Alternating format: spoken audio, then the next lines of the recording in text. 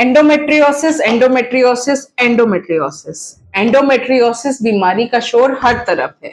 बहुत वीडियोस बन चुके कि एंडोमेट्रियोसिस होता क्या है, प्रेजेंट कैसे करता है। मेरे पास एक पेशेंट आई जिनको बायलेटरल दोनों साइड में ओवरी की सिस्ट थी, और सिस्ट भी छोटी मोटी नहीं, बहुत बड़ी थी। एंडोमेट्रियोटिक सिस्ट बोला जाता है, वो थी। और इतनी बड़ी हो चुकी थी कि फट गई थी और आंतों से चिपक गई थी, और इतना उसको दर्द हो रहा था कि महीने भर से वो इंजेक्शंस ही ले रही थी इन सब चीज के लिए। खाने वाली गोली से काम नहीं चल रहा था, इंजेक्शंस भी 2-2 3-3 लग रहे थे। अब जब वो आई मेरे पास तो अल्ट्रासाउंड ने जो कहानी बताई, तो मैंने भी यही कहा कि हमें इमीडिएट इसकी सर्जरी करनी है। तो उन्होंने बोला कि मैम क्या प्रॉब्लम है, तो हमने बताया कि एंडोमेट्रियोसिस है। तो पेशेंट का रिएक्शन ऐसा था कि अरे मैम, ये एंडोमेट्रियोसिस की बीमारी तो शहरों में होती है, हम तो गांव के हैं, हमको कहाँ से ये बीमारी लग सकती है। तो ऐसा नहीं है कि कोई बीमारी शहर की है, कोई बीमारी गांव की है, बीमारी हर तरफ है। बस हाँ, शहर में डायग्नोसिस जल्दी बन जाती है, उपचार जल्दी ले लेते हैं लोग, इसलिए जो है बीमारी का पता लग जाता है। और गांव वाले थोड़े ऊपरी इलाज, देसी दवाइयां, इन पे बिलीव करते हैं, इसलिए बीमारी छोटी छोटी करके बड़ी हो जाती है, और फिर उसको अल्टीमेटली जो सॉल्यूशन है वो तो सॉल्यूशन है। अब ये पेशेंट को हमने दोनों सिस्ट, ओवरी में सिस्ट थी, पेशेंट डरी हुई थी कि जो है ओवरी में सिस्ट है, इस वजह से कहीं ऐसा ना हो मैम ओवरी निकाल देंगी, बच्चेदानी निकाल देंगी और हम कभी भी जो है प्रेग्नेंट नहीं हो पाएंगे। बट ऐसा नहीं है, ओवरी में सिस्ट है तो सिस्ट ही निकाली जाती है। ओवरी हमने दोनों बचाई, रिकंस्ट्रक्ट किया, उसको सही किया, और बच्चेदानी को भी हमने हिस्ट्रोस्कोपी द्वारा देख लिया। और ऐसा नहीं है कि ये कभी मां नहीं बनेगी, धीरे धीरे हर चीज होगी। और क्योंकि एक बीमारी का इलाज हो गया है तो इसका भी समाधान हम निकालेंगे, और एक दिन इनके हाथ में एक हंसता खेलता बच्चा होगा। Thank you. हेलो फ्रेंड्स, ये पेशेंट है हमारी सीमा जी, जिनकी हमने सर्जरी की थी फॉर एंडोमेट्रियोसिस, जिनकी बात चल रही थी।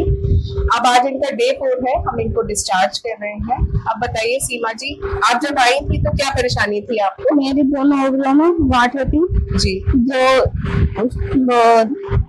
आपको परेशानी क्या होती थी? मैं पेन होता था बहुत हर महीने।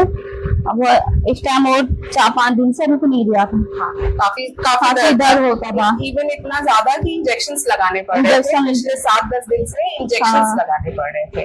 ठीक है फिलहाल। और जब आप आए थे तो बहुत कंडीशन खराब थी मेरी। जी है कि सब लोग ये सोचते हैं कि बच्चा नहीं है तो कोई ऑपरेशन कराएंगे, तो क्या पता डॉक्टर बच्चेदानी निकाल दे। बच्चेदानी सिर्फ अगर सिस्ट ओवरी में है, हालांकि इनकी सर्जरी बहुत बड़ी थी क्योंकि वो बीमारी बहुत पाल ली गई थी, छोटी सी सिस्ट कर करके फट गई थी और अंदर ही अंदर बहुत सारे एडहेशंस थे।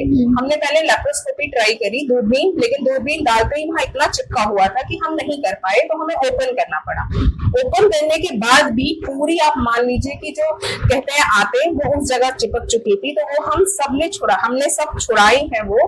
और उसके बाद सर्जरी जो है हमारी कारगर हुई, सीधे उल्टे दोनों हाथ पे थी, परंतु ओवरी नहीं निकाली गई। जितनी ओवरी बचाई जा सकती थी वो ओवरी बच गई। बच्चेदानी भी ठीक है, बच्चेदानी हमने नीचे हिस्ट्रोस्कोपी द्वारा बच्चेदानी को भी पूरी तरह से देख लिया। तो ऐसा नहीं है कि ये सर्जरी कराने से बच्चेदानी निकाली जाएगी या फिर जो है सिस्ट निकलवाने से आप प्रेग्नेंट नहीं हो सकते, ऐसा नहीं है। बट इनकी जो कंडीशन थी, पहले इनका जिंदा रहना ज्यादा जरूरी है। पहले ये फीमेल इंपॉर्टेंट है, बाकी सब चीजें बाद में, ससुराल वाले मायके वाले सब बाद में, पहले मेरे लिए मेरा मरीज है। ठीक है, आज चौथा दिन है ना? चौथा दिन है। आपको हम आज डिस्चार्ज कर रहे हैं। ठीक है, अब आप सब काम आप चल चुके, आपकी पट्टी हो गई, आपने खा लिया। ठीक है, और आपको कैसा लगा? हॉस्पिटल कैसा लगा? बहुत अच्छा लगा है कि स्टाफ भी बहुत अच्छे हैं, सबसे अच्छी आप लगी मुझे, जो आपने मुझे समझाया। ठीक है, हाँ, ये बहुत जरूरी है समझना। सबसे ज्यादा पेशेंट मेरी अच्छी है, इसके पास मतलब बहुत पढ़े लिखे पेशेंट है, तो जो है आप अगर अपनी बीमारी का इलाज पाना चाहें तो पा सकते हैं, है ना? तो अब हम इन्हें जो है टाके निकालने के लिए बुलाएंगे। बाकी पेशेंट ठीक है, आज हम इन्हें डिस्चार्ज करें। Thank you.